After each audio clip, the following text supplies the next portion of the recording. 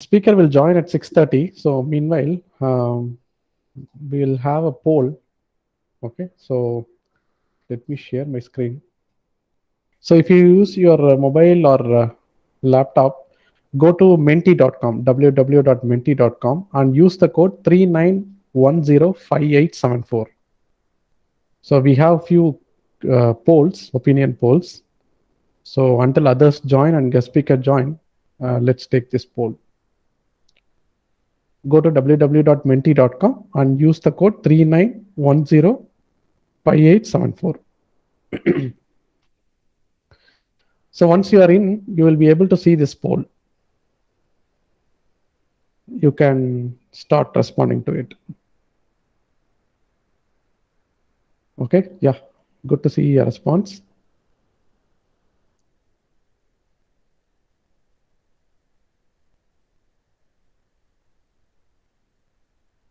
Okay, good. So anybody is newly joining, please go to www.menti.com and use the code 39105874. You will be able to see this opinion poll. Okay, so far all our astrology learners, nice to see.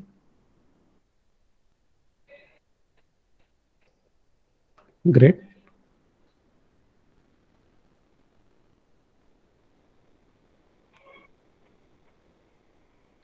So whoever joined just now, please join www.menti.com and use the code 39105874.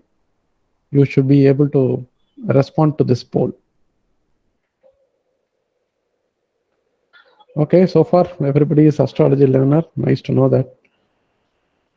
Okay, let me go to the next poll. So we have another 1 minute for others to join.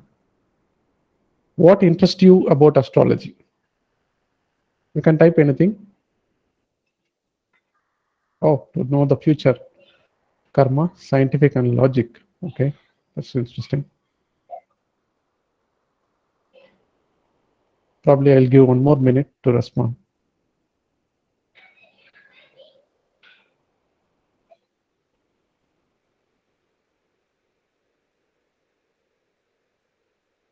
Reasoning for behavior. Okay, great. Focus, healing. Who am I? Oh, that's really interesting. Clearing karma, interpretation.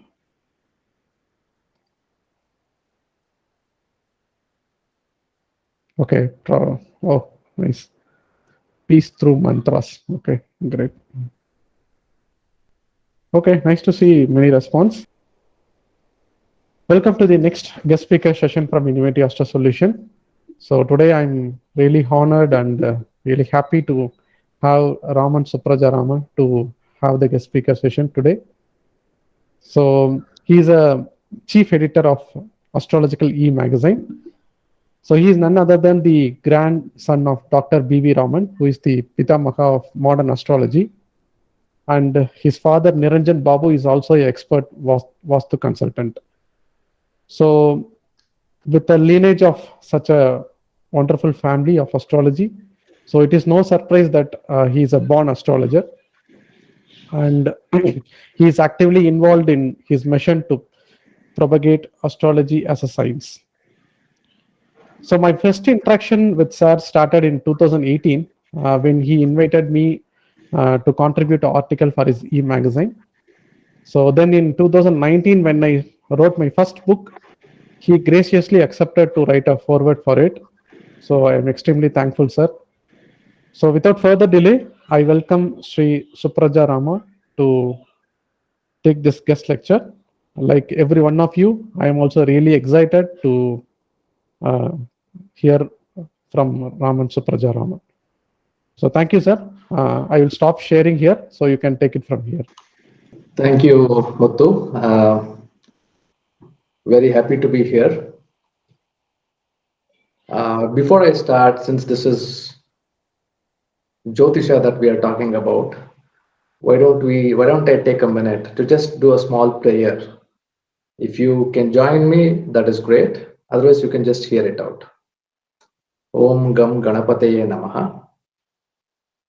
Namasurya Chandraya Mangalaya Budaya Guru Shukra Shanebhyascha Rahuve Ketuve Namaha. Now, the reason why I did this prayer is the first thing that I did was to pray to Ganesha, because we living in this technology world, how much ever we trust that there could be some issues, some cross connections, etc., that might happen, or my internet might stop, or your internet might stop, etc.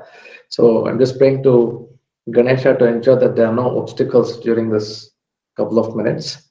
So Muthu, how long do I have? In the mail you said about 1 hour, right? 1 hour, 15 Yes, minutes. yeah, you can take 1 hour. Probably for last 30 minutes, we'll keep it for Q&A. We'll open it for Q&A. All right. Okay. So I want to keep it a little interactive. So what I will do is, I don't have any slides. I'm going to just be vocal. There is a chat window out there. So at any point of time, if any questions that you want to ask me, feel free to type it in the chat window. I'll regularly look at that. And if I need to ask any questions, I'll ask it out. So you can also reply back in the chat window. Uh, Muthu, do you have that set of questions, that set of asks that came out? I just quickly looked at it and I got distracted for a moment. Sure, Just beam that on the. sure. Let me share that. My voice is fine, right? You're able to hear me properly? Yes, yes. Your voice is fine. So this one you wanted to see? That's correct. Right. Okay. Okay, what interests you about astrology? Reasoning for the behavior, interpretation by differences in, to know the future, science, solution, karma, predictions of the future, discovery, decision making, peace through mantras, clear karma, healing, etc. All right, okay. No worries. So in this, how many people are in the beginner stage? I'm trying to see how the conversation should be. If you are beginner, say type B in the chat window. Oh, we already have it. Astrology. Yeah, this is one more survey I had. Like most of the people are astrology learners because I have three options: astrology enthusiast, learners, and professional astrology. So Oh, okay.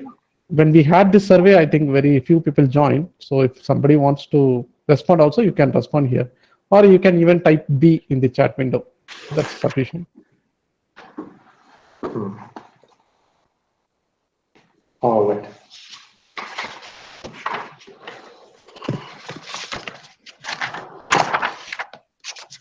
Been quickly trying to pen some notes there, so I might probably be looking at a book once or twice to make sure that I have the flow in place.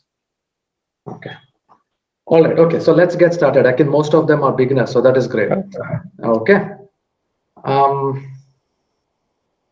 Now, my friends, one of the primary things when we look at Jyotisha or Vedic astrology is any thinking that we do when we, especially when we are studying, when we are analyzing planetary movements in different signs, in different nakshatras, etc., is the requirement that you always do the talking, you always do the understanding, you always do the interpretation in an absolute manner.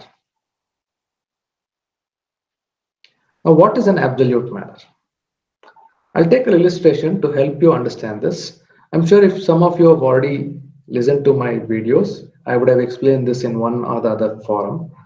But in the interest of those people who are hearing me for the first time, I'll try to give you what this means.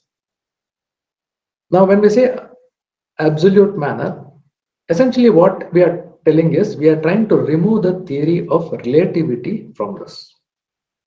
What does it mean? Let us say I have a box, right? Let's say this is a box. Okay, I'm using my Kindle as an example. Let's say I have a box in front of me. Now use the chat window and tell me how many sides does the box have? How many sides does this box have? So use the chat window to reply in terms of the number of slides that are there. I'll just give a quick 10-second break. Okay, there is 4 sides, there is 12 sides, there is 6 sides, 6. Okay, 3 sides, okay, 6 sides, 12. Okay, a lot of sixes. Okay, fair enough. So let us assume that there are going to be 6 sides. Let's verify that. Okay, now when I keep this here, there is a front, there is a back, there is left, and there is right. There is top and bottom, and hence you are saying there is 6 sides. Is that correct? You can say yes, or you can say no. Start using the chat window as much as possible so that I'll be able to understand whether I'm still online.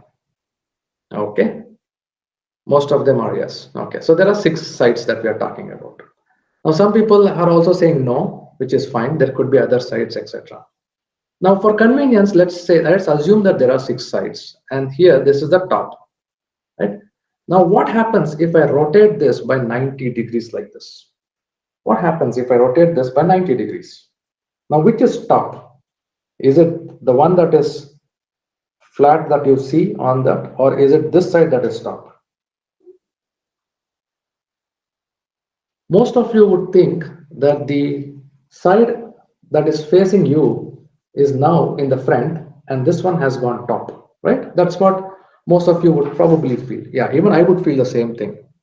Now, when I said front, what happened? The front was basically with reference to me, right? The moment I changed that front and rotated it by 90 degrees, that front became bottom. So what's happening? The entire side is gone. So there's no more reality in what we are speaking, because just that simple twist by 90, turn by 90 degrees made all the difference. This is the language that we should not speak in astrology. That's why in astrology, what we say is you always have to speak in an absolute language. Now, the same thing, the same box that you saw here, I will change it and tell you that there are only 2 sides. How many people agree or disagree to that? I'm saying not 6, not 12, not 3, not 30, etc. But I'm saying there are only going to be 2 sides there. The 2 sides are the inside and the outside. Just 2 sides. Now, if I take this box again, and let us assume that there is a small chocolate inside the box, right? There's a small sweetmeat inside the box. Suppose I say the sweetmeat is inside the box, you will clearly know where exactly that chocolate is. If I move it that side, if I turn it around, if I take this and keep it in a different country, or even if I take it out of the planet and keep it in Mars, still, if I say that the box, there's a chocolate inside the box, you know exactly where it is. And if I say it is outside the box, you know exactly where it is. Now, this is called an absolute language. An absolute language is that which tries to eliminate the relative portion of everything. Now, instead of this box that we see, let's replace this entire box with the human body. Right? Let's take myself as an example. So I also have 2 sides. I have an inside and I have an outside. Now again, use the chat window. Tell me what I can call everything that's around me.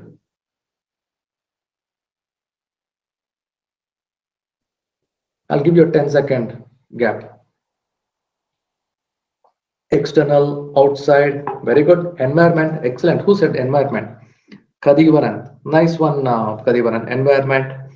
Okay, outside is general world. Physical world, Jyoti S. Okay, that's also a very good one. Very good. Nitika says outside. Excellent. Surroundings, very good. So just look out around me. I am sitting in this office. So there are these cupboards out here. I'm not sure whether the cupboards are visible for you. There's the wall. There is this building. There are a lot of trees around me. A lot of things. Let's assume now there are mountains. There's rain. There is sunshine. There's everything around there. So can I say that all these things that are outside me, can I call it nature? Yes. Nikhil, yes. Okay, you said nature. Very good, Nikhil. Okay, I'm hearing that. Okay, very good. So let's call all these things that are outside me as nature, right? For lack of better word, I can call it world, I can call it universe, etc. But for convenience, let's call it nature because all of us have to agree. Remember, when we speak in an absolute manner, that means a elementary school student and a NASA scientist should all be in the same line of thought. That is where no differences of opinion occur. So let's call it nature for convenience. Now the one inside, for lack of better word, can I call this a human body? So I'll call it me. I'll call it Suprajarama. I think that's also fair, right? Now what we suddenly realized is there are two entities. One is nature and one is this human body. Now all the things that is in nature are things that I cannot control. Suppose tomorrow I say that the sun is going to rise here in Bangalore at 6:35 a.m. in the morning. Whether you like it or not, it is going to rise at 6:35 a.m.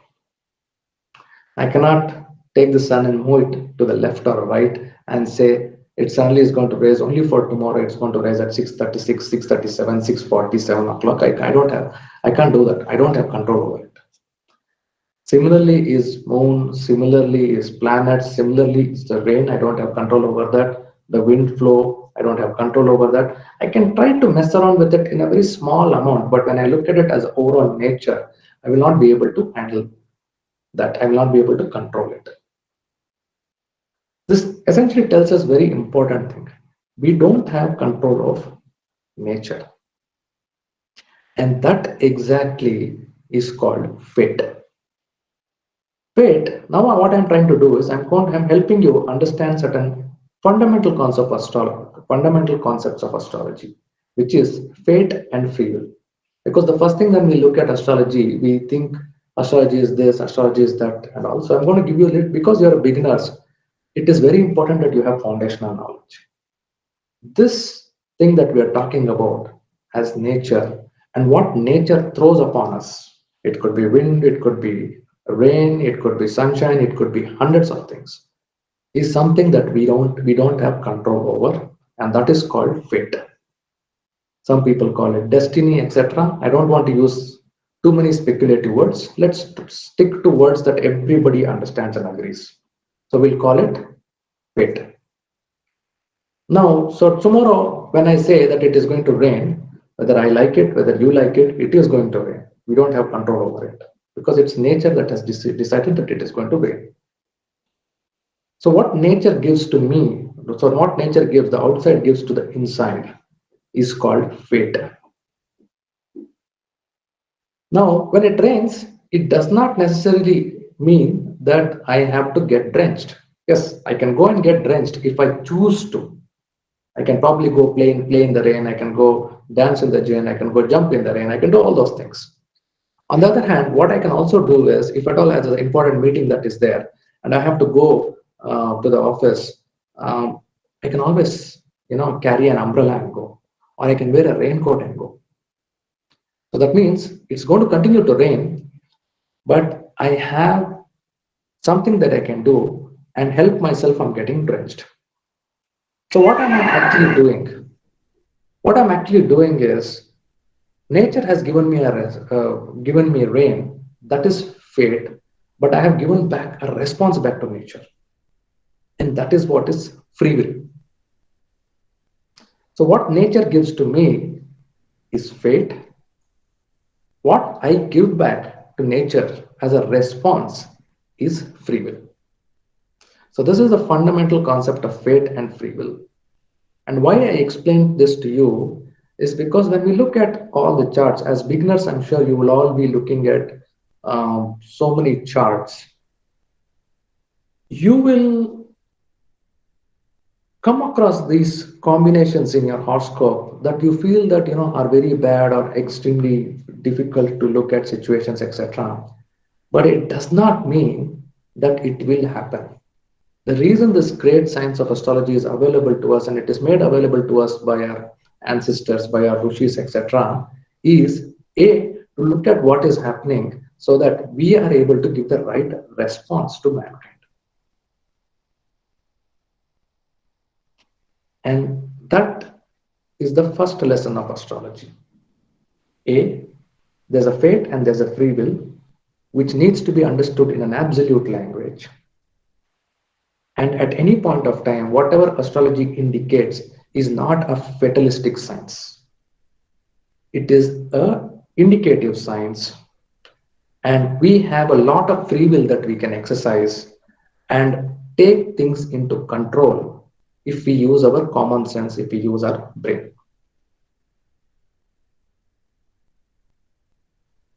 I'll take a small pause here to see if you guys still are able to hear me, if I'm making sense. By the way, where am I looking at? I'm looking at something else. Okay, hold on. Is there any videos? Oh, okay, here. Okay, I can see Sri Narendra Naren. His camera is on.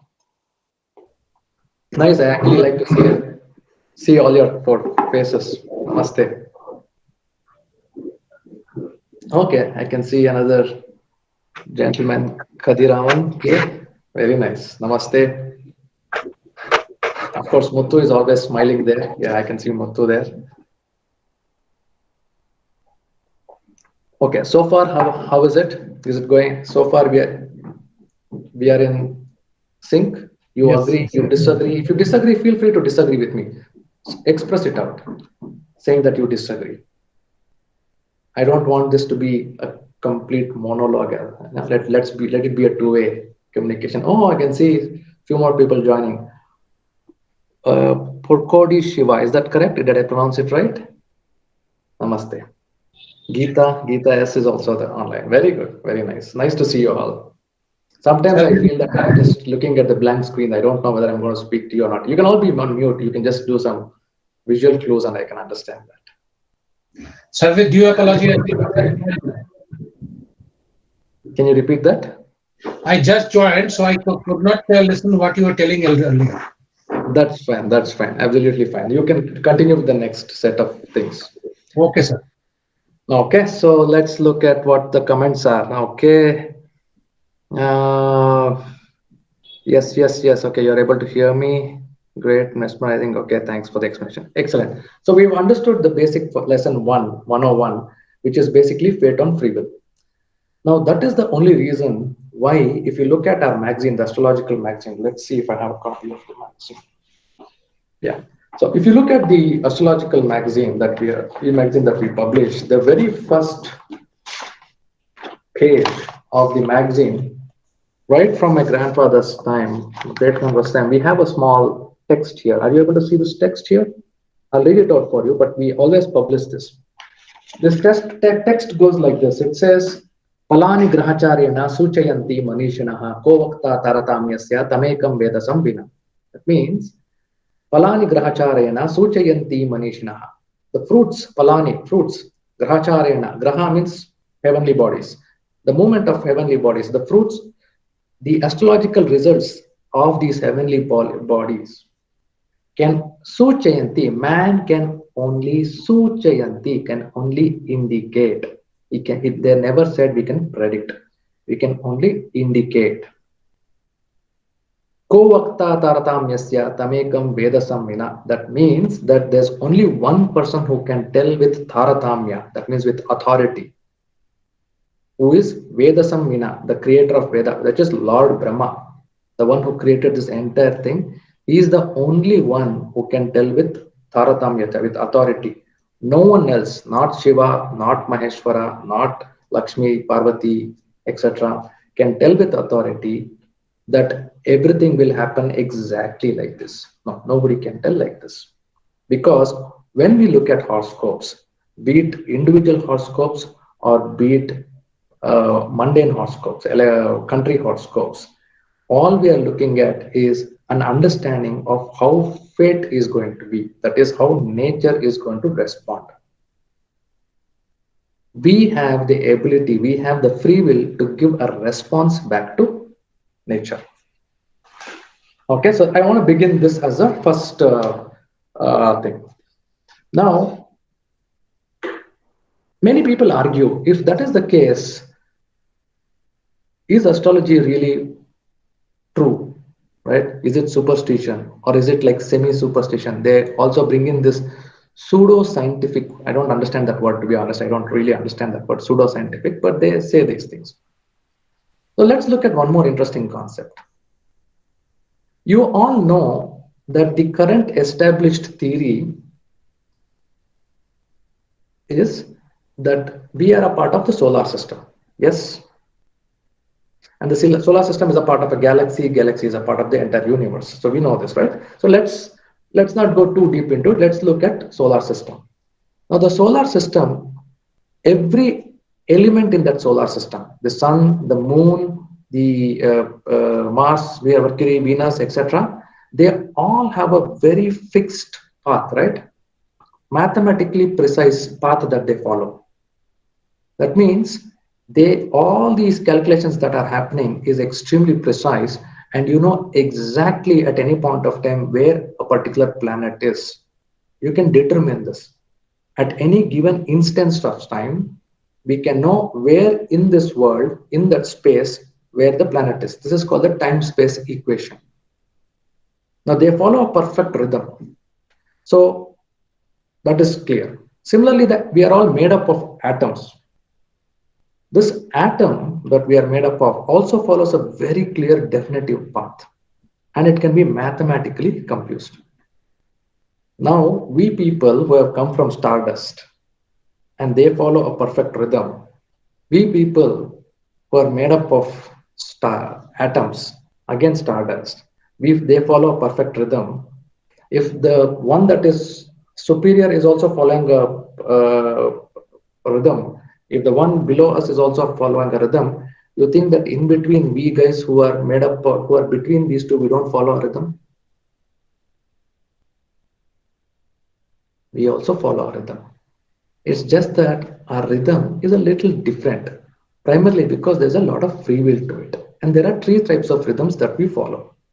What we call as voluntary rhythm, involuntary rhythm, and semi-involuntary rhythm.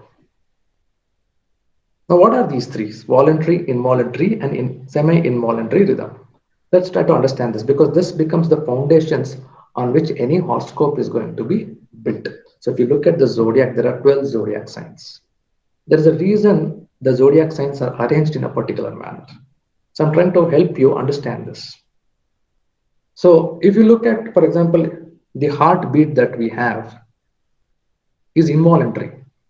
The digestive process that we have is involuntary. We don't have to act on it. The moment you give some food, automatically food goes inside, it gets digested, the energy is absorbed, it takes it to all parts of the body, and everything happens by itself. Do we control it? Do we use our brain to do it? No, nothing happens there. That is what is called involuntary. We all know about this. Now, but if I have to move this glass of vessel from here to here, now I'm doing it very voluntarily. That also we understand. But there's a third component of it. For lack of better word, we call it semi-involuntary, because there's no English equivalent word of the word. Or some people say voluntarily involuntary is what they say. Okay, I'll give you an example. Now we have a heartbeat. We all have heartbeats, right? Yes. We all breathe also, right? Now let's assume suddenly we start running very fast. Now what happens? The heartbeat suddenly increases. That means even though the heartbeat is happening involuntarily, because of my running, I am able to increase the pace of the heartbeat. And as I start doing some meditation, simple meditations if I do, simple pranayama if I do, I'm able to reduce the heartbeat. I'm not able to stop it. I'm not able to make it fast, but then I'm able to move the range of that heartbeat. I can make it more, I can make it less. So there is a change in the range of the heartbeat. This is known as semi-involuntary. Now, the one where I had control of things is called chara. The one where I did not have control of things is called sthira. And this sthira, where I didn't have control, I could just alter the range to some extent. And that is why it is called dviswabhava. So in our zodiac, we have 12 signs.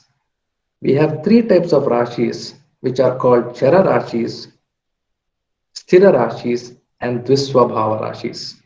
And these happen because of this behavioral style that we as human beings possess.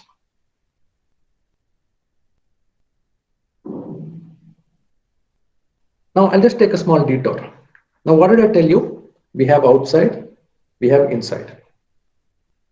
Now whatever we need to calculate outside, for that there is Jyotisha. Whatever there is for the inside, our ancients also have come up with a very unique system which we call as yoga, the Ashtanga Yoga. So in Vedic culture, we don't look at Jyotisha as an isolated subject. We don't look at, say, Ayurveda as an isolated subject. We don't look at yoga as an isolated subject. We don't look at Vastu as an isolated subject. But what we do is we have what is known as a holy trinity. It's like a triangle. It's a holy trinity. The outside, to understand the outside better, we have Jyotisha. Now, to prepare us to really respond well to that, we have yoga and Ayurveda. For this body, we have yoga and Ayurveda. Now, in between, what happens is sometimes, as I told you, it rains, right? Now, you can't prepare your body and artificially grow up an umbrella and then start walking around, right? That's not possible. So, what we do, instead, we use an yantra. Yantra is basically a machine, a tool. And that is what is called Vastu Shastra. Vastu Shastra is a yantra. So what it does is, when I'm living in this building itself becomes a yantra. And it helps me in such a way that any negative energies are coming, it protects that, it builds a Raksha Kavacha for me. And if any internal positive energies are there, it tries to amplify it. So that's why this entire equation is called Holy Trinity, which is Jyotisha, Yoga, and Vastu Shastra. So when you are studying the subject of Jyotisha, what I also recommend you to do in the next phase, we have to do it one by one. You cannot do everything together, but one after the other is complete this Holy Trinity. You need to have all these three right. Even when you look at Jyotisha, you need to have very strong intuitive powers, which you don't generally get it. You need to do the right type of sadhana. And if you have to do this right type of sadhana, you need to do yoga to get your mind ready. And you need to do certain sadhanas, certain kriyas, which is basically your yantra part of it, which will get your predictions accurate. Fortunately, I was born into this family. I don't know if many people know. We are from the astrological family. I've been blessed there. I am the 16th generation today. So there is a family that keeps a note of all these things. So what is written in the book is that I'm the 16th generation. And now I have two beautiful kids there. They're also slowly they've started studying Jyotisha, though they will be 17th generation. And we till today, we follow this Kriya very regularly. And because of this, we believe whatever we are trying to express, whatever we're trying to analyze the horoscope, etc., it turns out to be positive. And we highly recommend that, I highly recommend that when you're studying Jyotisha, also along with Jyotisha, study Vastu Shastra and study yoga. This Holy Trinity is going to be extremely key for you. The speed at which you will learn, the accuracy of your predictions, all will start gaining very strongly. Now, when I say Jyotisha, essentially we are talking about 9 planets and 12 signs. But when we talk about Vastu Shastra, we are talking about 5 Panchamahabhutas and 10 directions. Some people say 8 directions. No, it is simple, straight. It's universally accepted. All authoritative scriptures have said it is 10 directions. So there is north, northeast, east, southeast, all the way. You get 8. There's above and then there's below. So totally it is 10. Very straightforward. And when you talk about yoga, you're talking about 4 into 7 matrix. When I say 4 into 7 matrix, you're talking about 4, which is mind, 4 aspects of mind. And you're talking about 7 layers of the body. Some people also say it should not be 7, it should be sheets. Annamaya kosha, pranamaya kosha, manomaya kosha, jnanamaya kosha, jnanamaya kosha. That is correct. But the sheets will not come in yoga, it will come in Jyotisha. In yoga, it is Mooladhara, Swadhisthana, Vishuddha, Anahata, Agna, all the way to Sahasrara is the 7 layers that we are talking about, upward layers. Now, when we're going upward layers, there's also a second layer, there's a downward set of layers also. That's also covered in yoga. So you have Atala, Vitala, Sutala, Atala, Vitala, Sutala, Tala, Tala, Mahatala, Patala, Rasatala, Patala. So 7 layers you have like that as well. Now I'll just tell you now the beauty of astrology, where all astrology can be used. So astrology can be used in multiple things. So if I go into the science part of it, somebody said science, so I just quickly try to cover the science part of it. I hope you got a sense of some early preview in terms of how things work, right? In astrology. So let's go a little faster in the interest of time, and I'll give you a few other things. Now, astrology can answer multiple things.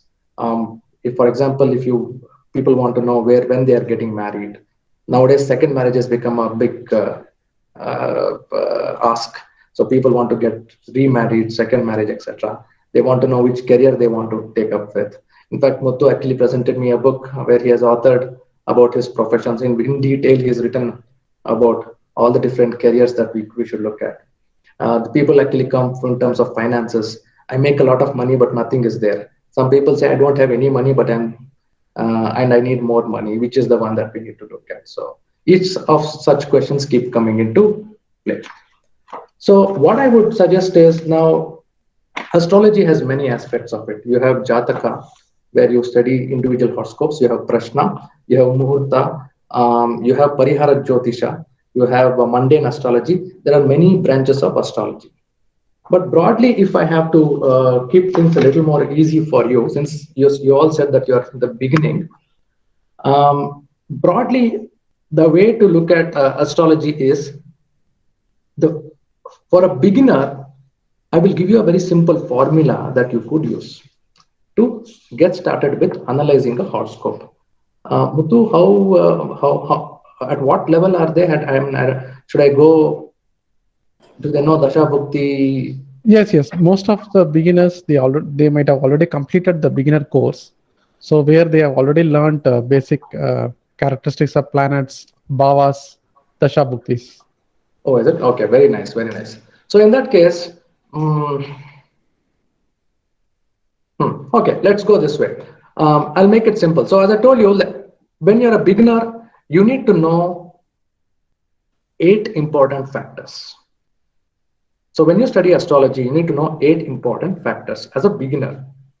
And then as an advanced guy, you need to know other factors as well. So okay, I'll do this way. I'll cover both these at a high level, one online, I'll give you everything. And then I will start explaining a few things from the beginner perspective. For the beginners, what you need to know, I have converted into an equation. It is called ASTRO, ASTRO, ZAP, ZAP.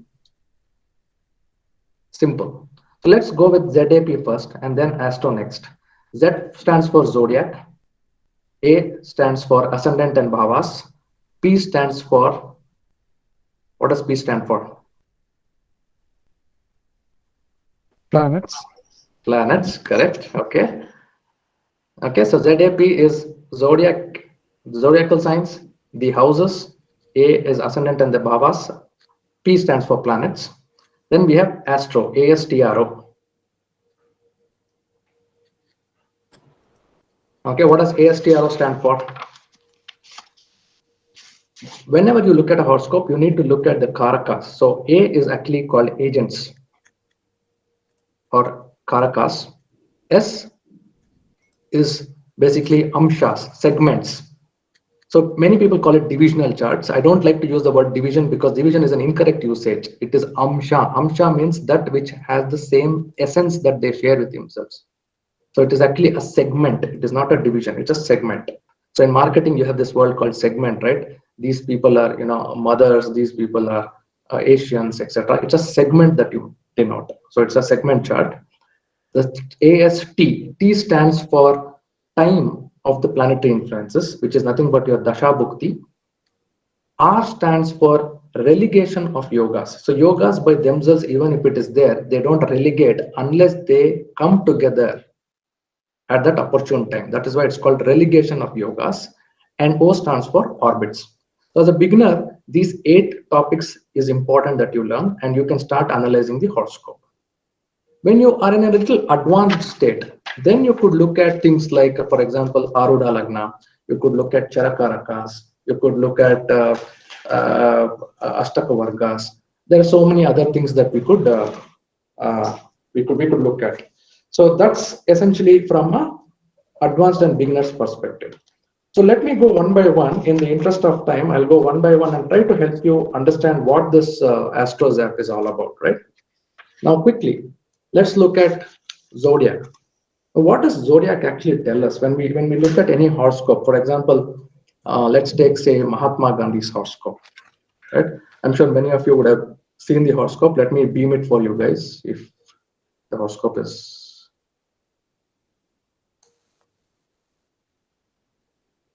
Okay. I'm going to use my friend Narsimha's horoscope chart, okay? Enter window. You're able to see my screen, right? Oh, yeah, it's loading. You can just confirm once you are able to see the screen. Yes, no, Yes. Yes. or did I lose you? Yes. Yes. So what you will see in the screen essentially is this. The Lagna, when we say, right, the Lagna happens to be Libra. So zodiac, essentially, what does it tell us? Now, suppose I have to look at that first house, like how is he as a personality, how is he as a character, etc. We say this person is Tula Lagna. What does it actually mean when we say Tula Lagna? The zodiac basically helps us understand the characteristic feature of how an environment influences a person. So imagine everybody having a sort of a upbringing, and this upbringing always has an influence of him. For example, an Australian will have a different type of upbringing compared to an Indian. Even within India, the person in the city would be very different versus a person in the village. This zodiac essentially talks to you about the environment in which you are continuously getting influenced. That means the perspectives in which you look at is what is determined by the Lagna. So in this case, when we look at Tula as the Lagna, right? Tula essentially means this. Tula, if you look at it the way it is kept, it's a weighing scale, right? Now people understand this to be a bazaar, a marketplace. But then what you are actually trying to do is you're trying to make sure that the barter is right. That means there is equality in it. So if you look at Mahatma Gandhi, any aspect that he has to think through as a personality, he will always understand this in the context of whether things are fair, whether things are equal, whether things are right in its part or not. So that's the mental markup that he comes up with, number one. So that is basically how zodiac has to be understood. The second one is, ZA is the ascendant and the bhavas. So let's take the first house. The first house is that dimension of life which will tell you how your individual personality is. Now, what happens in this horoscope that we see in the Rashi chart?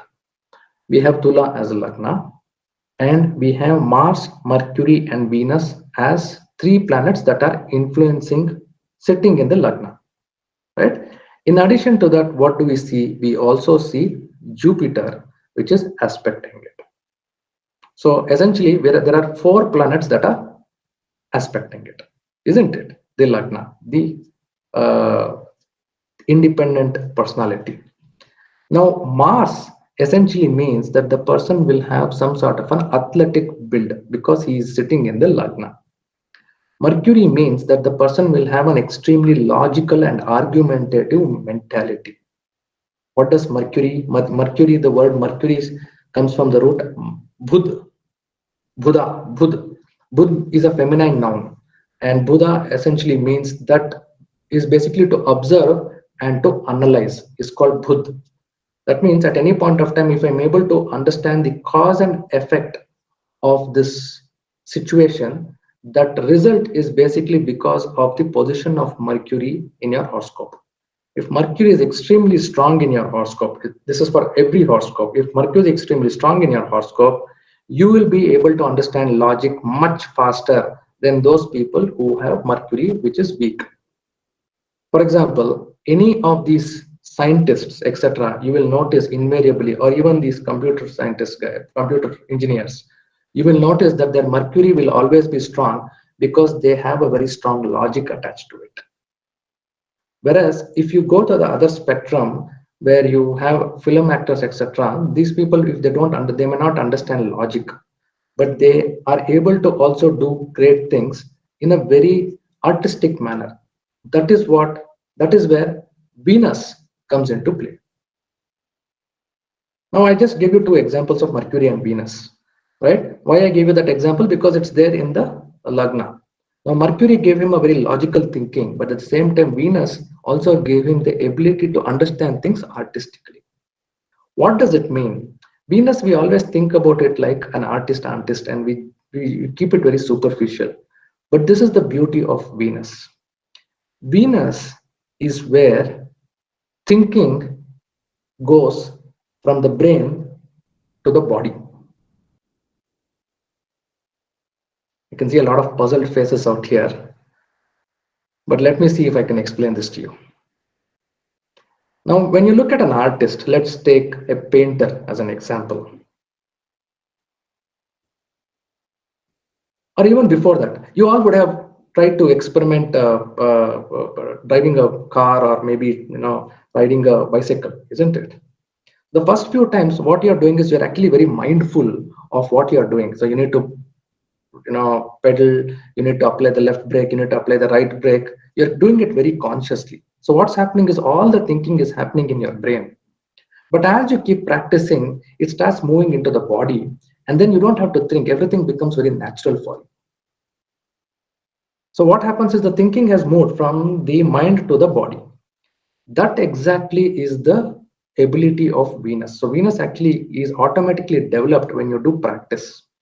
Similarly is the painter. When the painter actually paints a beautiful picture, he doesn't look at what RGB color it is, what what do you call shade that we have to use, etc. Right? It doesn't say, okay, let me put 30% red, 40% blue, 50% green, etc., and start mixing things out there. He feels it and he naturally experiments it, and he feels it and he's able to get the right color there.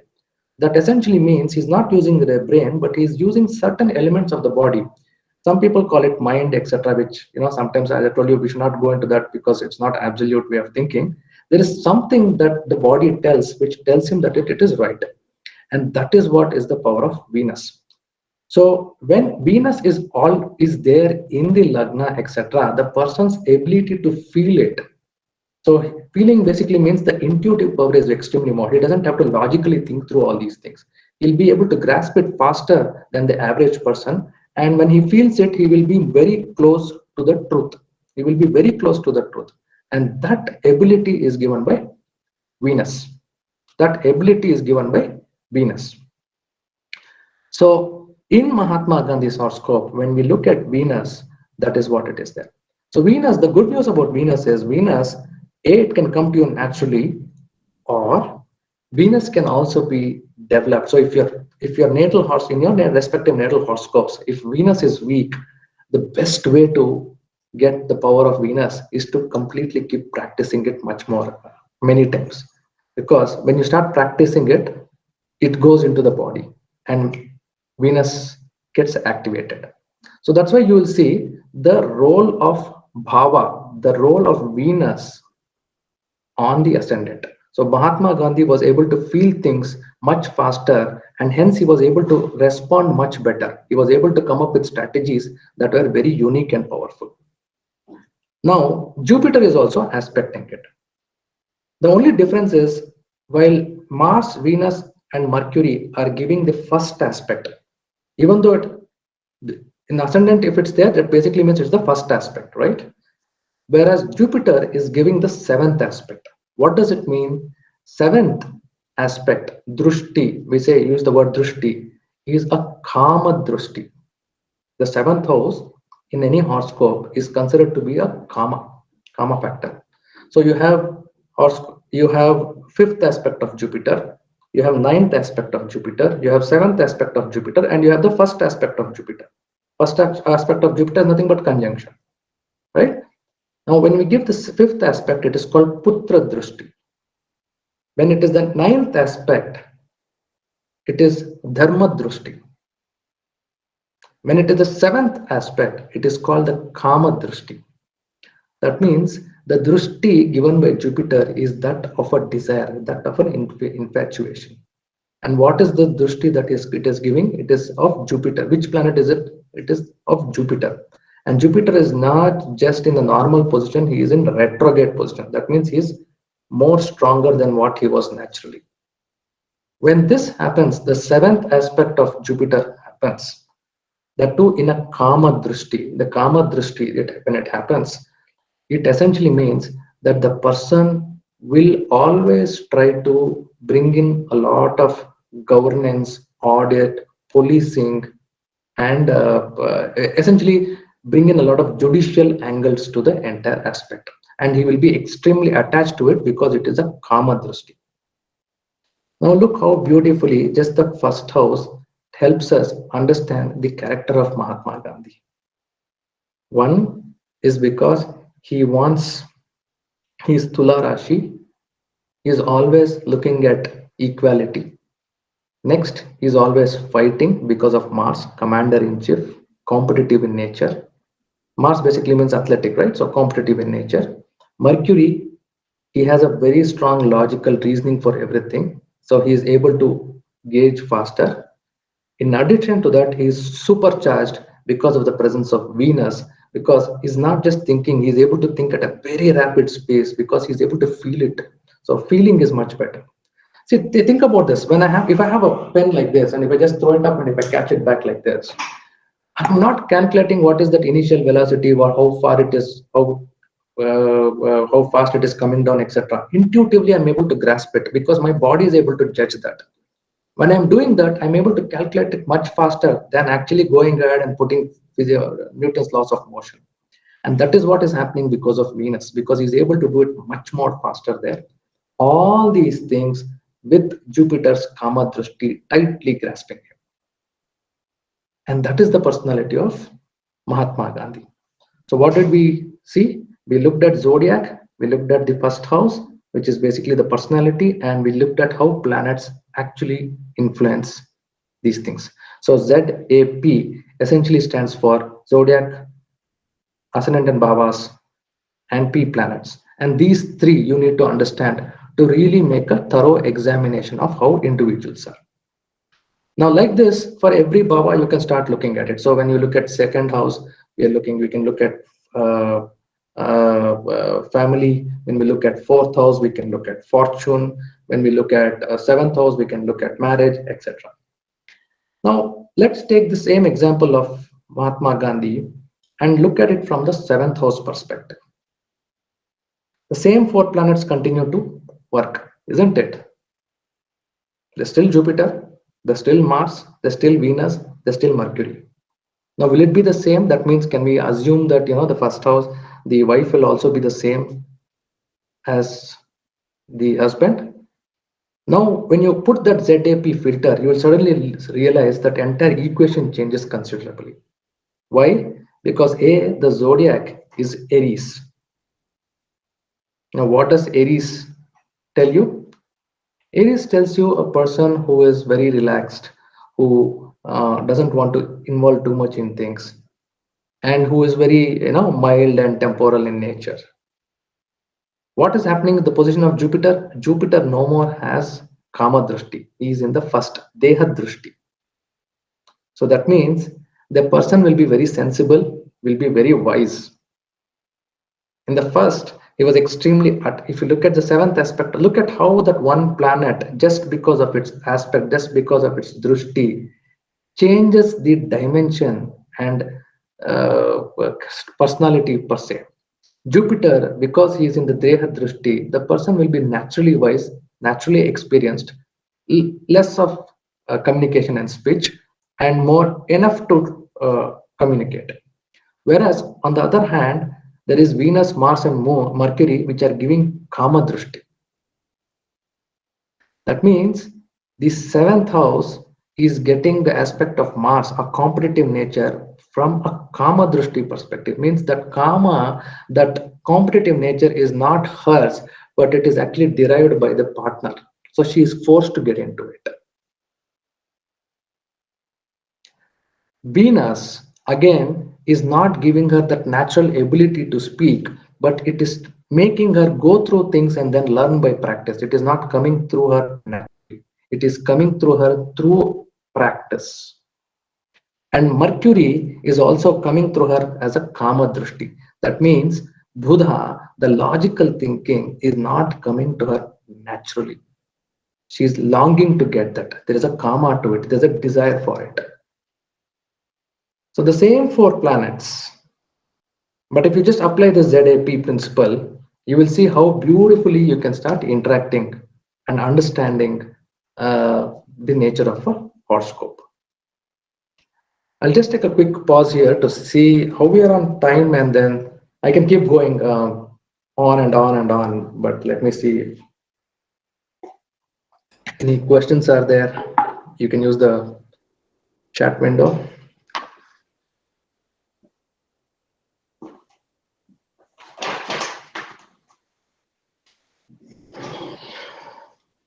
Okay, whereas this, okay, would this also be true if Venus is at the 7th position from ascendant? No, it will not be true, because that time it will be a Kama Drishti. Remember, there's a desire to acquire that, it will not come naturally.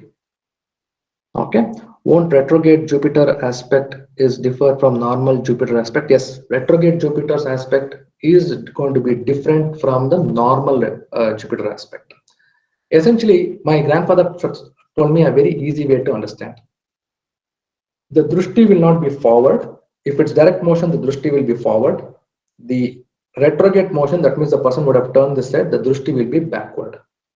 So essentially, the 5th Drushti would be counted reverse, whereas the 9th Drushti would be counted the clockwise direction. That's how it should be understood. So it's a reverse counting that you need to do. 7th continues to be the same thing. So 7th house doesn't make a difference, but that's how you have to understand the Drushti part of it. Okay. No, because Jupiter aspect changes. Okay, I think you are replying to that. Won't retro Jupiter aspect from its previous house? I didn't understand that, Yogendra, what that question was. Maybe you could detail it out. Otherwise, Muthu, how are we on times? So we have few minutes left actually, but is it possible to cover that astro part also? Like another 5-10 minutes is possible? Because you were taken one topic like astro zap. So I thought, okay, you will be able to complete that. I can do that, but I hope there's enough time there. I have another half an hour before my next meeting starts. Okay. Or otherwise we can take questions from audience. Like if audience have more questions, what we'll do, like we'll take another 10 minutes for you to explain the astro part. Maybe 20 minutes we'll have it for Q&A. I think that would work.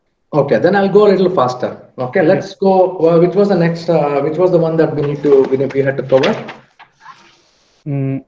Astro, the right? astro part of it. Okay, Yes. all right. So astro. So you guys are still able to see my screen, right? Yes. Yep. So when we look at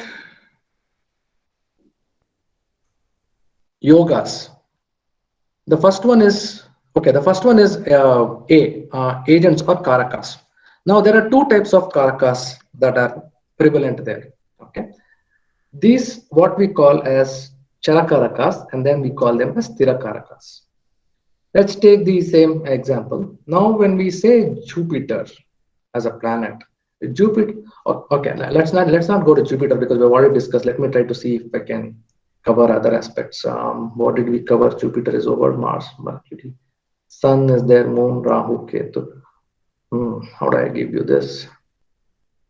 Okay, let's change the topic. I'll bring a different concept and then I'll help you understand this. You all heard of this concept called mind. Yes, you've heard of this concept called mind, right? Now, truly speaking, there is no equivalent word for mind in Sanskrit. As, or if I have to put it in a much more richer manner, this concept of mind is ridiculous in Sanskrit. And I'm using the word on purpose. There's nothing called mind. On the other hand, we are much more sophisticated in our understanding of this system. We call this buddhi, chitta, ahankara, and manas. Four things: manas, chitta, buddhi, ahankara. Why four names?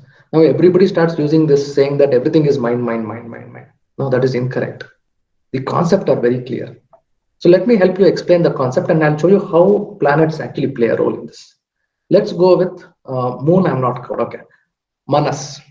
What is manas? Have you ever thought about what manas is? We say mind is moon, manas is moon, etc. Right? We have read it in any hundreds of astrological texts. We have seen priests and other roadside astrologers keep using the word Chandramo Manaso Jayata. But what does it mean when we say manas?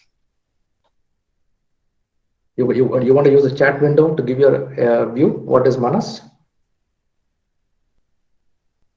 I'll take 10 seconds. Mentality. Who said this? Jyoti. Okay. Jyoti is very active. Very nice. Mentality or your way to think. Okay. Nitika Maheshwari. Rational thought. Memory. Very good. Mind. Emotional mind. Excellent. Intellect. EQ. Wow. I've never seen so many responses. Nice. Self-thinking. Okay. Let me help you understand this better. Now, just we'll go one by one. So manas means memory. Whoever called it, Shravana Kumar, 100 out of 100 for you, Shravana Kumar. Memory. Now, what does memory mean? Memory is the ability to store information and retrieve information.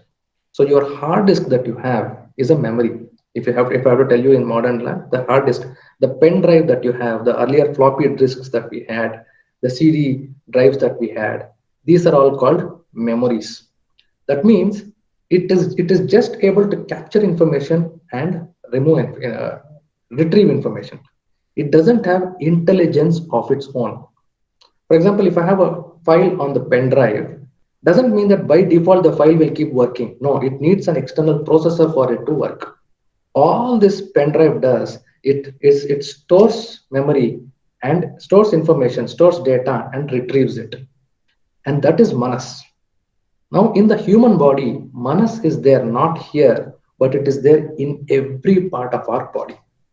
The DNA that we have is manas. Take a look at this. For example, a lot of people tell me that I look like my grandfather. How did it happen? Because that impression that was there in him has passed on to my father and then to me. So that memory has passed on there. And that is memory. The reason why I look like this is because the memory was captured and passed on here. So I have my grandmother's eyes, that is because of that. I have my mother's ears, that is because of that, etc. So that is memory. So memory, manas, means that which is pure information storage. So that's manas. That is denoted by moon. So a person who's not able to remember well, it is because his moon is affected. His moon is weak. So if you look at students, for example, young children who are trying to learn for the exam, if they're not able to remember properly, the best remedy for you is to activate moon so that they'll start remembering better. It so happens, right? You would have studied and for the exam you won't have probably recalled it. That is because moon is weak in that horoscope. Now, after manas comes buddhi. Buddhi, I've already told you, Mercury, the logical brain. So I believe the cause and effect analysis. If I drop some water, it becomes wet here. That understanding of cause and effect is buddhi. Buddha, Mercury is denoted by Mercury. So we finished manas, we finished buddhi. Third one is ahankara. What is ahankara? Ahankara is not ego. Ahankara is the ability to differentiate between things. For example, the power of human brain, human body, human understanding is this. If I keep these um,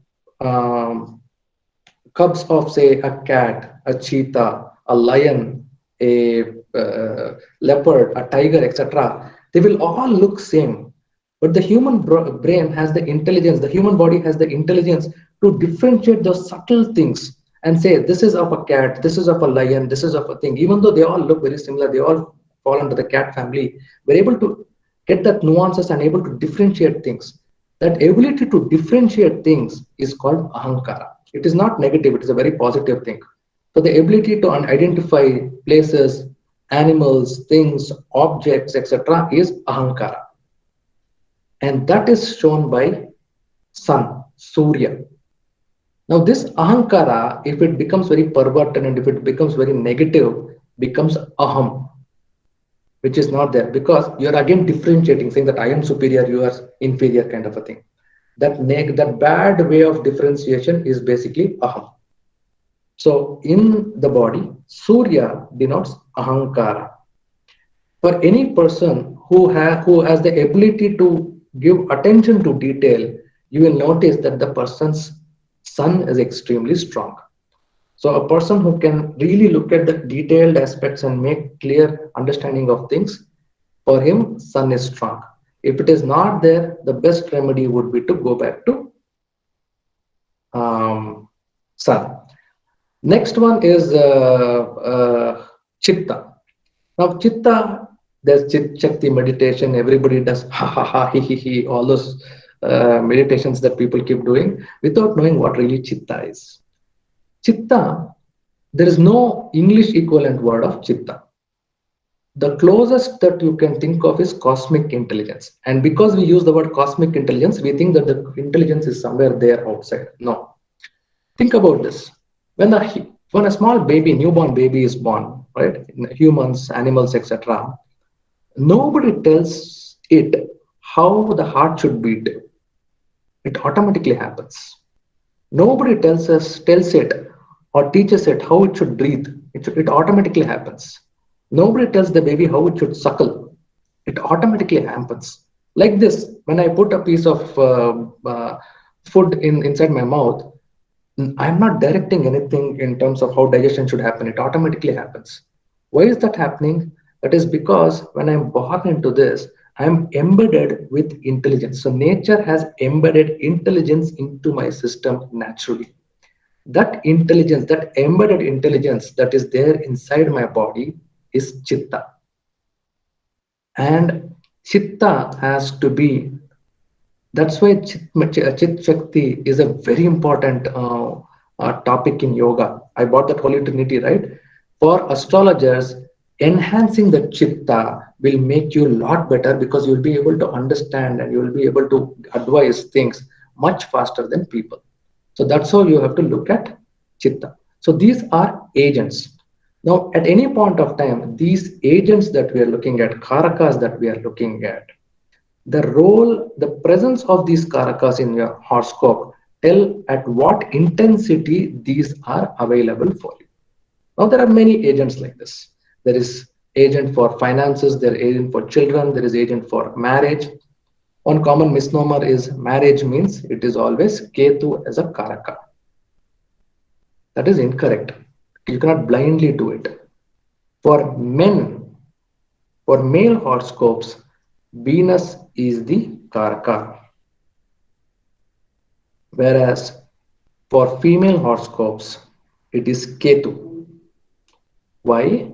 Because Ketu is a Kutumba Karaka. If you look at traditional Vedic families, Hindu families, when marriage happens, the wife is given to the husband. So she goes to the husband's house to form a home. A Kutumba is, then she becomes a homemaker. That's why for the females, Ketu is the Karaka. So when we look at Karakas, essentially Karakas tell you at what intensity each of these things naturally exist. So it will clearly tell you, okay, here is 3-4 things that you don't have to worry about because it is naturally high, and here are 2-3 things which is low, which you need to work upon. And it will also throw light on how those angles can be acquired as well. I gave you the example of Ketu for females. If a girl is not married at 26, 27 years, panic starts, right? This person is not married, or you what to do, etc. All you need to do is look at Ketu. Look at the 7th house from Ketu. Why 7th house? 7th house is marriage. Ketu is the Karaka for marriage. 7th house from Ketu basically tells you all about the spouse that he or she will be getting. Is that spouse? What type of looks that the husband possesses? Which direction is he going to come from? When can be the marriage timing? All these things can be handled just by looking at this 7th house from Ketu. That is what is agents or Karakas. All right. So let me go to the next one, which is SASTRO. S, okay, I'll keep it very quick. S essentially means segment charts. These are like your MRIs, right? Sometimes you don't know what is there here, so you have to deep dive on those things. So you have multiple segment charts. For marriage, we use Navamsha. For liquid cash, we use Hora. We use Dashamsha. For example, I'm still beaming, I think. Let me stop presenting. Okay. Yeah. So we have Dashamsha, we have Siddhamsha, we have many charts which we can use as divisional charts for you to deep dive on things. Now, should divisional charts be read isolation, or divisional charts should be read along with Rashi chart is $1 million question that always is there. Now, this is what my experience tells me. Both these have to be read together, number one. Now, when they're in conflict, which to use? Should I use the Rashi chart or should I use a divisional chart? Again, I'm using divisional chart because most of you understand this as divisional charts. I would highly recommend use the word segment charts. Okay, amshas, these are all amshas. Now, if I look at Navamsha and if I look at Rashi for marriages, what essentially I'm trying to do, I'm trying to look deep dive on that one aspect of marriage and study it in Navamsha. So in Navamsha, for example, it will tell me how the wife would be, how the in-laws would be, whether my wife will be good with the children. I can tell all these things, whether the wife will be socially compatible, whether my wife will be emotionally compatible. All these aspects can be studied in the Navamsha chart. Now, sometimes what happens is in these two charts, there will be a conflict that arises. That time, you need to look at which chart to give priority to. What I have noticed is look at the Karaka at that point of time. The Karaka in this case for marriage is Ketu or Venus.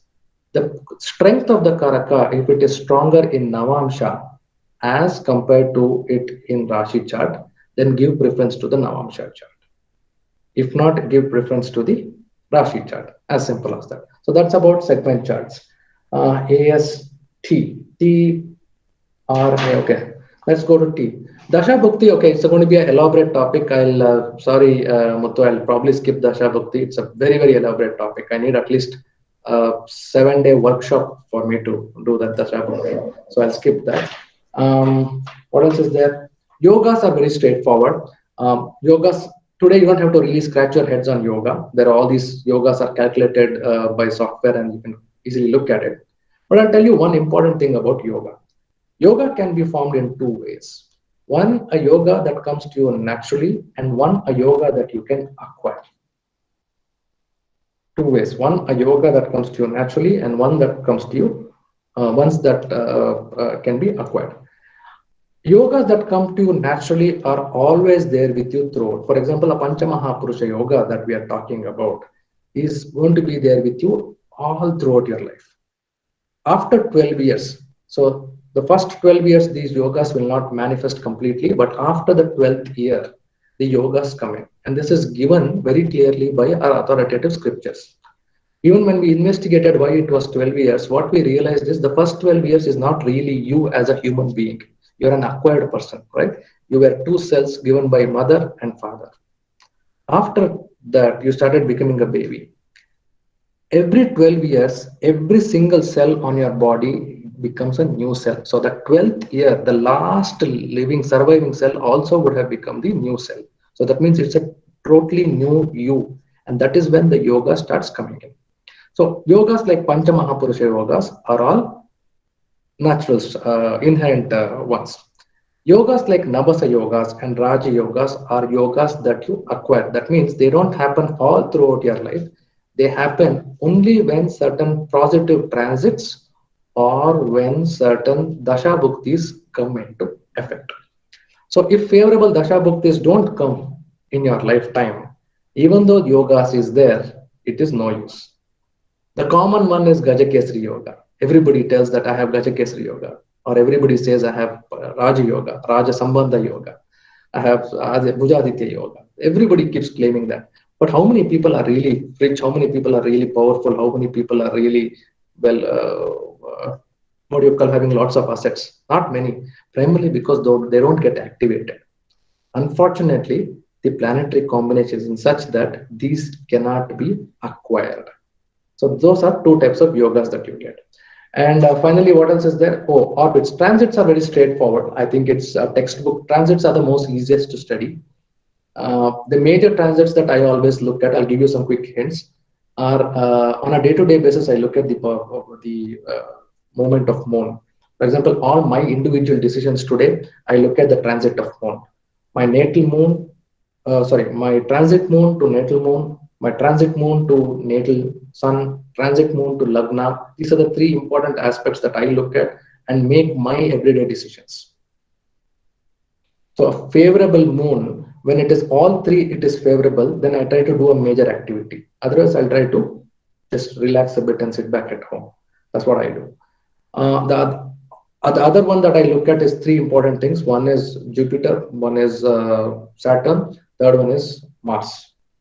This one I use to plan my 3 years, next 3 years, how it should be. I usually use this indication of these three to be my 3 years.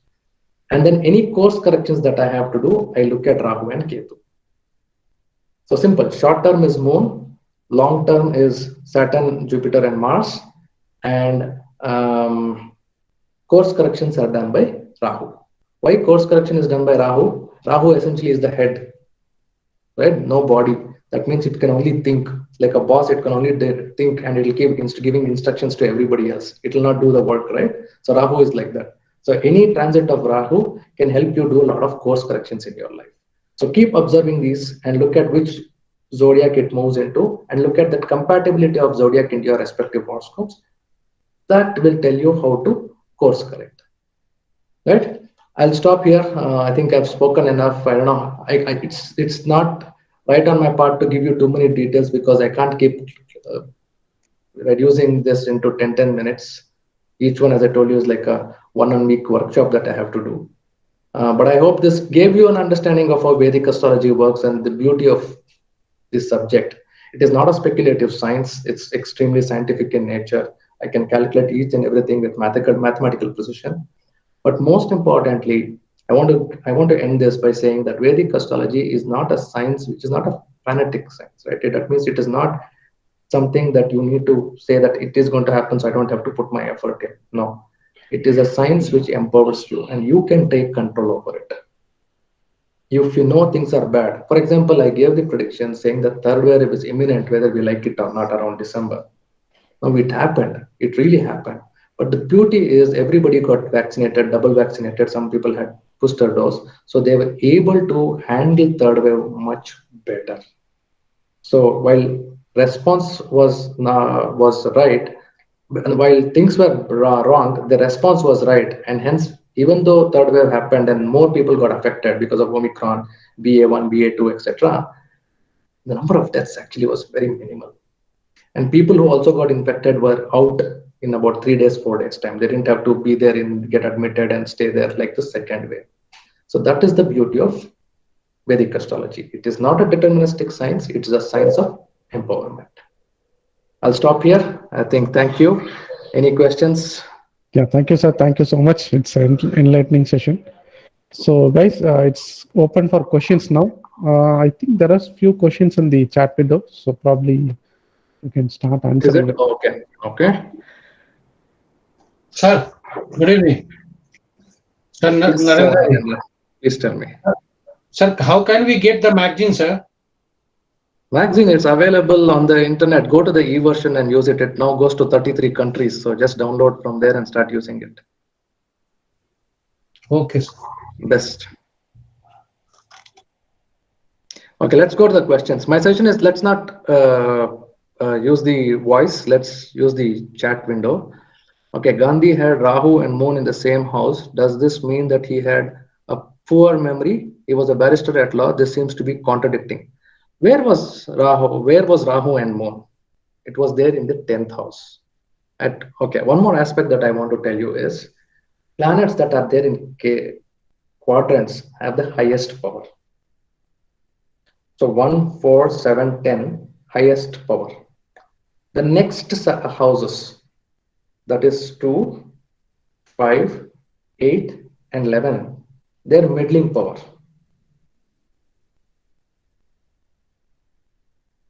The next set, which is basically 3, 6, 3, 6, 10, and 12, they are low power. Now, where is Rahu? Where is Moon? They're in 10th house. That means it's very strong, right? And Rahu, another interesting thing I'll tell you. The way to understand Rahu is if you have a boundary, anything that is outside the boundary is Rahu. So foreigners, for example, is Rahu. Foreign travels is Rahu. Similarly, out of the box thinking, because it is beyond the box, is Rahu. So 10th house combination of Rahu and Moon gave him a lot of out of the box thinking. See, he very cleverly came up with strategies like Satyagraha, Ahimsa, Salt March, etc., which was all very innovative at his times. See, imagine when social media is not there and he still has to communicate, he still has to churn the momentum, etc. He had to be very unique in his strategies, and that was because of the combination of Rahu and Moon there. Okay, and let's go to the next one. Emotions karaka. So again, emotions, what is it? Emotions is a function. Look at it a little more scientifically. Again, emotions is bhavana. It is a function of chemicals that are there in the body and its impression on the mind. So it is a combination of Mercury, Mercury, Moon, and water sign, watery sign. So you have fire, earth, air, and water. The zodiac sign, which is water, watery sign, which is Cancer, Scorpio, and Pisces. These three essentially tell you emotions.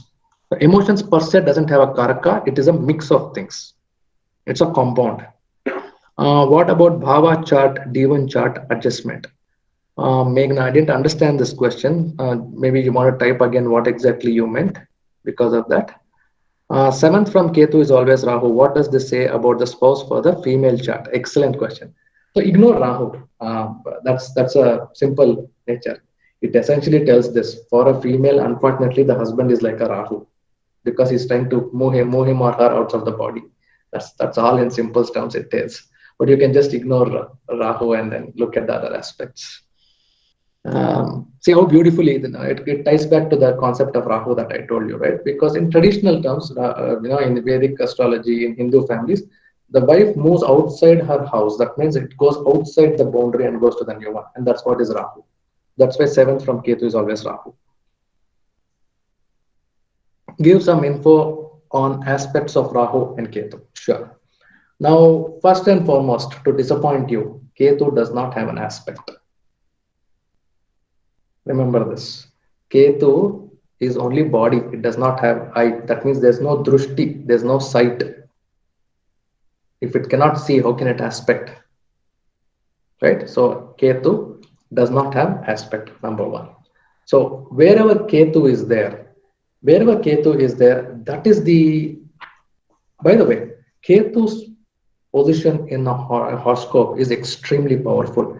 It tells you what you are naturally strong at. So Ketu, for example, let me just quickly give you some quick insights of how Ketu can, where's this? Okay. But you might want to write it down. Okay, Ketu in the first house essentially makes one person very strong in intuition, very good understanding of the mind and body.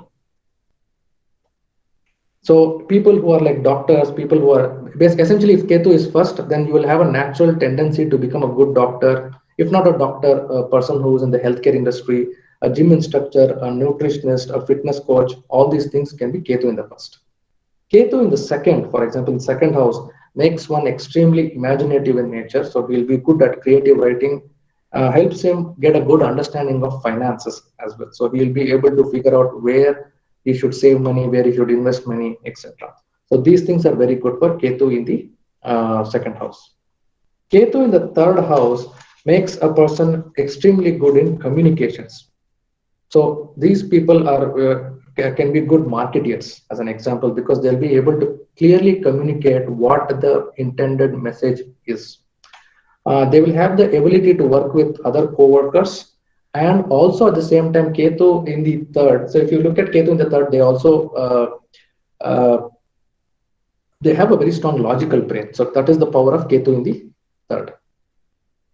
Um, so these people can be good computer guys. These people can be good marketing guys, etc. Because they will be in a position to communicate well, and they'll also be able to think very logically. So very logical narrative of a story can be given by Ketu. Next is Ketu in the fourth house. Ketu in the fourth house gives a strong understanding of ancestry, heritage, real estate, any fixed assets, and basically the ancestral attachment is going to be extremely strong. So if you look at Mahatma Gandhi has Ketu in the fourth, and that is the reason that India, that Bharat, etc., that emotions are extremely strong. So he had a complete understanding of the ancestry. Any work, for example, if there's a family or a business that you have, a person in Ketu with Ketu in the fourth can easily take that family business and run very well. That is Ketu in the fourth. Ketu in the fifth essentially makes one person understand spirituality very well. And most importantly, fifth means students. That means he can be a very good teacher. He will be able to teach and impart the right knowledge to the students. That is Ketu in the fifth. Ketu in the sixth is a person who is good in negotiations. Anything to do with strategy, anything to do with breaking things into smaller portions and operating it, anything to do with negotiations, etc. That is essentially Ketu in the sixth house. If my memory serves me right, I think Rajiv Gandhi and Jawaharlal Nehru have Ketu in the sixth. So if things go very bad and it needs to be fizzled out, etc., they are very good. Ketu in the sixth basically means they can negotiate and fizzle the situation very well. So that is Ketu in the sixth. Ketu in the seventh basically means they have a very good understanding in networking. They can quickly make partners. They have a natural ability to travel. They like to travel. Most importantly, they like to make alliances wherever they go. So if you see any person who's a very good networking guy, who is easily able to build relationships, etc., that is because Ketu is in the seventh. They're also good matchmakers as well. That's another interesting thing about Ketu in the seventh. Ketu in the eighth is a person who can do a lot of innovation and advanced research. So we call eighth house as occult. So in modern terms, eighth house basically means any emerging technologies that are there.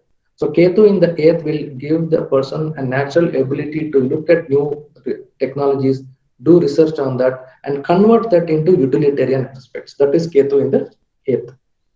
Ketu in the ninth is gives the person the ability to differentiate between right and wrong. So when I say this, these are the people who are good judges actually. So good people who can audit things, etc. They really can carry the flag of dharma very strongly. So at any point of time, if there is a situation, they'll be able to, with unbiased view, get an unbiased view, say this portion of it is right, this portion of it is wrong, and hence, this is how that entire understanding of the scenario should be. That ability will get when Ketu is in the ninth. Ketu in the 10th is good for commerce and for leadership, both. So any person who's in business, Ketu in the 10th is very good for them. And if he wants to be a leader, that means he wants to make people work. Ketu in the 10th is extremely good there. Ketu in the 11th, again, it is very good for networking and building a social circle. But what is very interesting is Ketu in the 11th actually makes you build business empires. So Ketu in the 11th is a very auspicious combination. A lot of people actually say Ketu in the 11th is bad. I don't know why how these systems come in. They quote Mantreshwara, etc. But Mantreshwara has told it completely in a different context. Ketu in the 11th is extremely good. Bill Gates, Warren Buffett, um, Akbar, all these people have Ketu in the 11th. And look at the business empires that they have built. That is Ketu in the 11th. Okay, Ketu in the 12th, essentially this person is a Ketu in the 12th is a very different thing. It's good for spiritual people because this person would have complete understanding of what loss is. He would have gone through that grinding milk. He would have gone through the deception of life. He would have gone through all these problems, and hence they are most suited for spirituality. So if you see most of these spiritual people, true spiritual people, not the ones who are building business empires, but true spiritual people who have gone into a secluded lifestyles. So I have seen, I have had the fortune of interacting with many spiritual leaders in the Kaveri Bank, where all they have is just a four-room, just a single room, four walls, and they have a spiritual life there. All those people are Ketu in the 12th house. So that's the beauty of Ketu. So do you want to check your time? Because it's already 8. So you have any other appointments? Okay, it's already 8. Can you just give me a minute? I will ask how much time is there? How much work is there still? I think there are 6. Questions Oh, are there? Let me see. Okay, there are a lot. Just hold on. Huh? sure. I'll just tell my office that I'll be a little late so that they can push the. Can you just give me a minute, please? Sure, sure. Or you want me to end? I can end it also.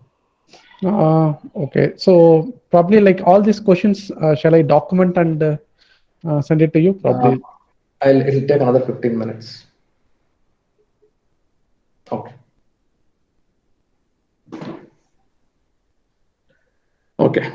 So I'm sure you would have got bored by now with me by now. So let me not pull this further. So I think the next question is little interesting. So probably we'll take that. What's the question? Who should Okay. not? Yogendra Rahu. Rahu, I'll cover it a little later, Yogendra. Okay. Who should not be studying astrology according to the birth chart? Can studying astrology have an adverse effect on a person? Very good question. How do I answer that?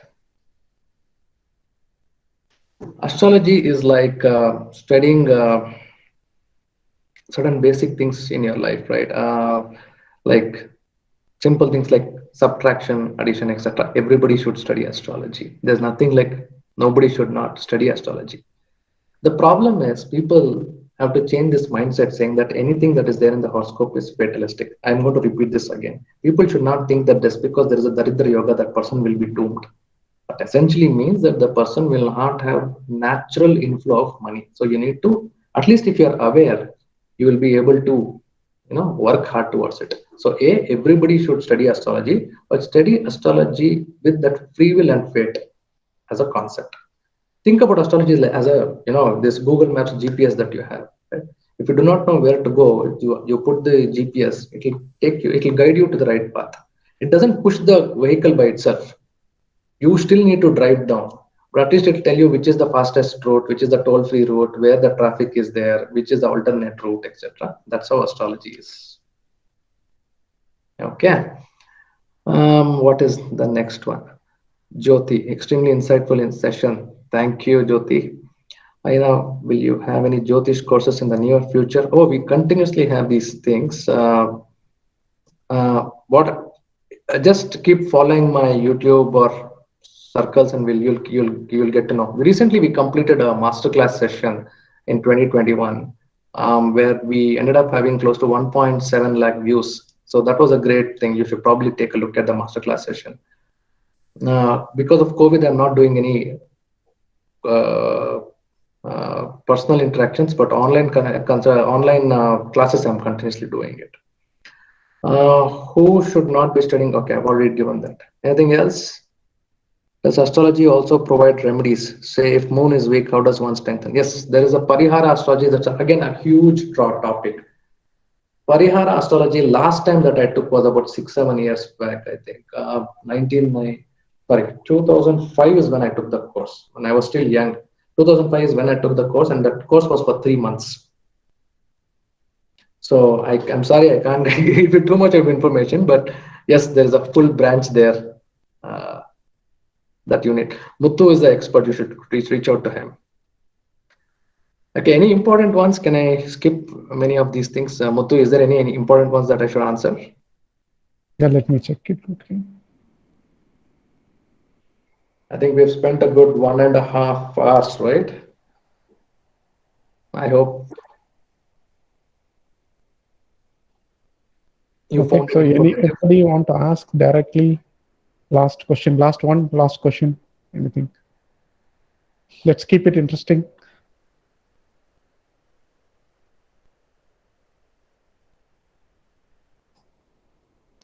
Okay. I hope you all enjoyed the session. I didn't have any Yes. slides, so sorry about that. It's really interesting. Yeah, it's very enlightening, actually. So no questions either means that I have communicated extremely well, Ketu in the third house, or that I have done it so bad that it's better you let go of me. Yeah, Nitika is asking, like, when is the next session with you? So we are all ready. Yeah, definitely. We next time, rather than taking these generic things, we could probably take one topic and do a deep dive into those topics. Yes, that makes sense. Okay, so thank you so much for answering all the questions. You have taken much more time than what you committed. Thank you so much for that. My pleasure. All the best. And again, astrology is not a fatalistic science. Please know that it's a science of empowerment. So make the best use of astrology. Make sure that you also cover the remaining two areas, which is yoga and Vastu Shastra. Right, sir. Thank you, sir. Thank you so All right. much. Namaste. Thank you. Namaste. Thank you. Thank you all. Yeah. Thank you, sir.